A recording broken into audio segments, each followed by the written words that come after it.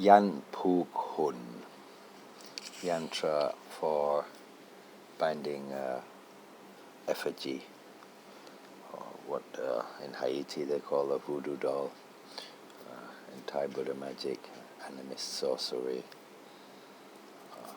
especially in Kumarn and Lana, around the border areas, the hill tribes, the animist beliefs of their ancient sorcery will have a lot of this kind of yant.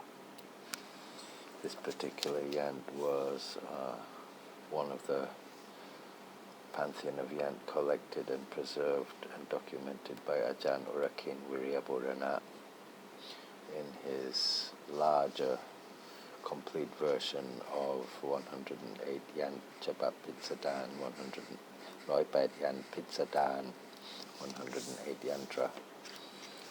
And this design is called Yant Phuug Hun, and it's something rather like a voodoo doll. And these are usually used to bring back broken marriages where the husband or the wife has wandered off and separation has come or is happening, and used to bind one of the spells. You will see many Ajahn and Rusi. Monks should not do this. Some do, and they're breaking the Vinaya by doing it. They're not allowed to do that under the rules, 227 rules of the Buddhist Vinaya canon for monks. So normally should be Lucy or black magicians or Ajahn. Some Ajahn do it, some don't do it. I don't do it. And anyway, this is to bring a husband and wife, or girlfriend and boyfriend, or lovers, boyfriend and boyfriend if you're gay, or girlfriend and girlfriend if you, So to bring two lovers back together of any sex. And what you do is you take this yantra and you inscribe it on the the blanket or bed cover or bedcloth of each of the man and the woman, or the man and the man, or the woman and woman, depending on the relationship of the husband and wife. And you inscribe this yantra on them, on each of the bedcloths or bed covers. And then you tie them together into the shape of one effigy, one being, and tie them together. Some people, you can do it into two and tie them together two, or tie both into one, depending on what makes sense to you. There are different, which I would say, different ways to do it. So often you will see them make two. So make a Hun Payont. May you make a effigy, a doll, out of each of them. Or I would combine both into one, like the Inku, to make one symbiotic being that is more for a rebirth, to meet each other in other lives and continue the love affair there too. So for that I would put into one doll, if not then into two dolls for this life only, and tie them together, and you bind both effigies together, or make one effigy. So if you two effigy, you bind them together, and you place them out to bathe in the sun, and to bathe in the moon during the daytime and night, to be standing outside in the daylight and the night for 3 days and nights. And if the lover has not returned within those 3 days and nights, then you should take the doll or the dolls and burn them to ashes, burn them. And so if you burn it, if the spell has been done properly and it works, then that will force them to come. Something will make them come then, if they have not come of their own accord in 3 days. And that was the general usage of this yant as a spell for Yant Phuug Hun. And now we can maybe analyze it. So we can take a look now. I'm going to expand. We can take a look. The last piece of the yantra, which is the finishing piece, will be this. It's a crescent moon, and this is the sun, the Pintu Surya, and this is the Unalom, will be the last piece of the Yantra. And so we're going backwards. The last kata will be this, this, and this, which comes before the very last piece here. And so the second to last piece would be this ma, a, u, ma, mu, maha, sankho, the Sangha, a, arahang, the Buddha, u, uttamatammo, the Dhamma, the triple gem. So Buddha, Sangha, Buddha, Dhamma, Buddha, Dhamma, Sangha, u, a, u, ma, a, u, ma, a, u, a, ma. You can say this kata in many ways. Here, this is a pintu. If we look at the whole design here, the sacred nat designs, and this is also a sacred nat, because sacred nat designs will have 5 components. They will have the pintu, the surya, the sun, or the moon, pintu, first circle, and then they will have the tanta, which will be this line, and then they will have this, which is the peta, and then this little hook here, which is the anko, yeah, and then we'll have sira, which is here, which would be the head where it goes out here into that. So you have sira, pintu, sira, tanta, pintu, tanta, peta, anko, sira, or pintu, sira, here's sira. So you have the 5 components of sacred nat within this design. Now back to going up again, continuing with looking at the kata. We have now pu, double T, and this circle here is ang. Put tang, put tang, Buddha. Here we have tam mang. So this is a T, a M, and a ang. Tammang, tammang, the Dhamma, Buddha, Dhamma, and sang. This is a sa, and this is the ang. So the sa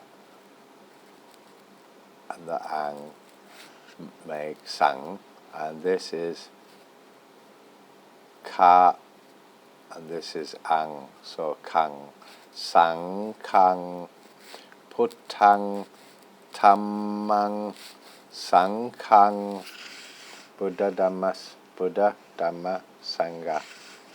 Then here we have a, ra, and ha, and this is a ang, so a, ra, hang, the Buddha, arahang, a, ra, hang, puttang, tammang, sangkang.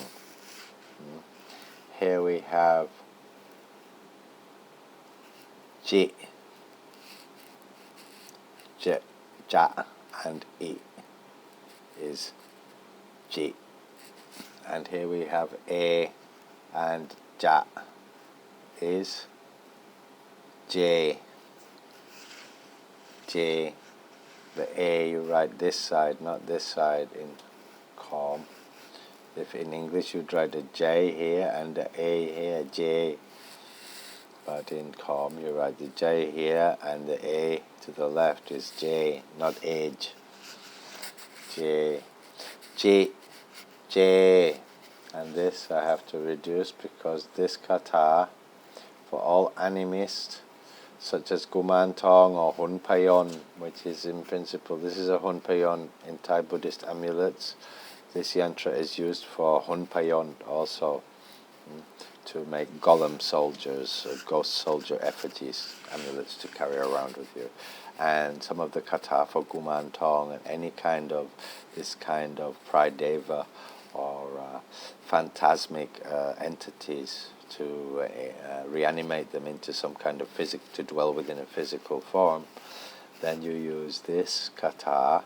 It's a 4-syllable kata, Ji, J, and there should be Ru. Yeah, here we have Ru and Ni. So Ji, J, Ru, Ni. You will see this inscribed on almost every Kumarn Tong, and if not, at least invoked with kata. And so we can see Ji, J,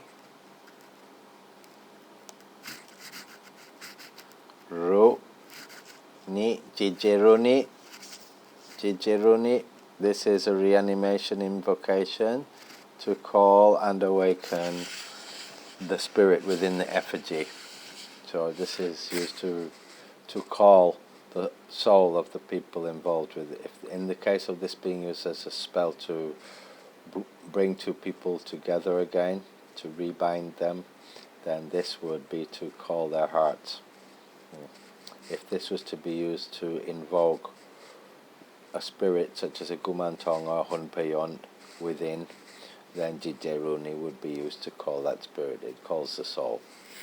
So, the next one is, we can go to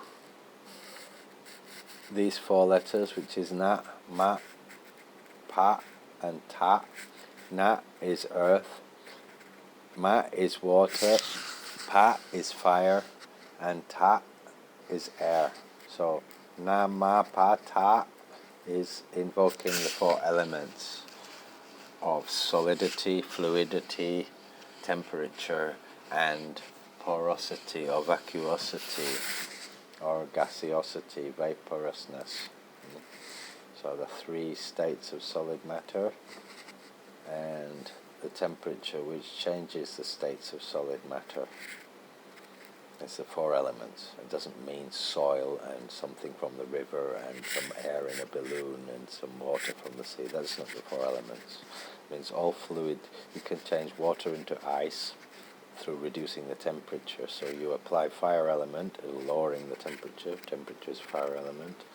And you make the water cool down until it becomes solid, which is earth element. Earth element is all things that are solid, bone, rock, anything, ice. And water is all things that are fluid, so water, oil, and so you've got ice in its earth element state is ice, and in its water element state it's water, and if you put it into its airy state it becomes vapor, and so on. So you have the 3 states, you have 4 elements, but the 3rd element is fire. And that is not a material state, it's temperature itself. And that is what changes all of the 3 other elements into their elemental basic states of solid, fluid, or gas.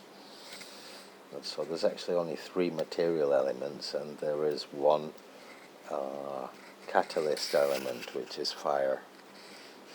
It's why the Lersi Busha fire in one of the reasons, and it's also why the alchemists used fire to calcify.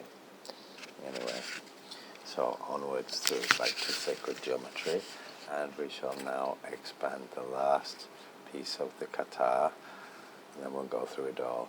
This is 1 line of the Itipiso Paitid, just one of those 8 lines, and it says Manut Manut Sa Sa. This is Sa, this is Sa. So Manut Sa-nang. This is Ang. This is Na-nang. This is Sa. This is Sa. You drop the A off this Sa when it's connected with Sa. So it's a double S. It's S-S double A. Sa. Manut Sa-nang means of all humans, belonging to humans, or for humans. and it's talking about the Buddha, because the line before it, which isn't appearing in the Yant, but it belongs to this, is Piyo Tewa Manutsanang. Piyo Tewa, he is the majestic Deva. Manutsanang, Piyo, he is the teacher of Devas and humans, of all Devas and humans. He is the teacher of all Devas and humans. The Buddha, Manutsanang, Putto Pakawati, he is the truly self-enlightened, truly awakened Buddha. He is the teacher of angels and humans, and he is the self-awakened true Buddha. And so, one more time we're going to go through it. So I would say, beginning with this, Manutsanang Putto Pakawati Ji Jeruni Ji Jeruni Nama Pata Puttang Tammang Sankhang Arahang Ma'u. And of course, withdrawing the yantra would be, when you draw the lines, it is Atiyantang Santang Vikrinkare, Atiyantang Santang Vikrinkare, Atiyantang Sankang Vikrinkare is what you would chant. And also here, Atiyantang Sankang Vikrinkare. Alternatively, if you consider this the Pintut, the first of the 5 elements of the sacred nut, then you would say Om Pintuna Tang and say the kata for the Pintu of the nut. Or you can just keep it as Yant and say Ati, means the bones of Yantang, of the Yant. Santang, make harmonic. Vikrinkare, and invoke them to awaken. And then with the lettering, you would say Akara Yantang Santang Upachati, Akara Yantang Santang Vikrinkare. With the lines, it is Ati Yantang Santang Vikrinkare. And then you can say at the end Yantang Santang Upachati, Yantang Santang Vikrinkare. With animist or human or animal forms or forms of beings, one should actually also invoke the 4 elements with the kata Natma Na'at no go no ga go o no a na aga ang nama na a no go no ga go o no a na aga ang nama na a no go no ga go o no a na aga ang, which turns the 4 elements. And preceding that you should say, which has been said already here with Natma Pata, and should follow with Jat Pakasa, which is also another form of invoking the 4 elements. So it should be Natma Pata, Jat Pakasa, and Namana A, no go no ga, go no go o no a na aga ang. I say again, Namana A, no go no ga, go o no a na aga ang. So one time complete at the end, to invoke that reanimation would be Namapata Japakasa Namana A no go no ga go o no a na aga ang. And to call also could add optionally Jijiruni Ehi Jitang Biyang Mama. So Ehi Jitang, come to my mind, Biyang Mama, majestic things come to me, which would ask, of course, for the Hun Payont. This is not now as a spell to bring lovers together, but to use for effigies, to use to call the Hun Payont, to call majestic, wonderful treasures and nice, lucky things to you. And so I think I will just go through the kata one more time, just so you can hear it again.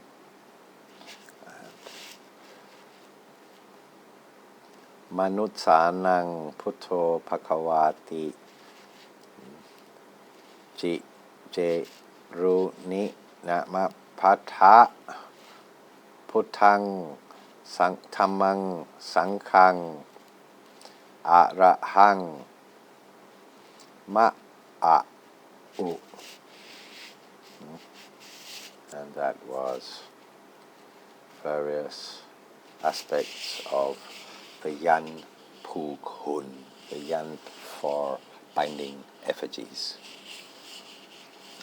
So hopefully this was informative.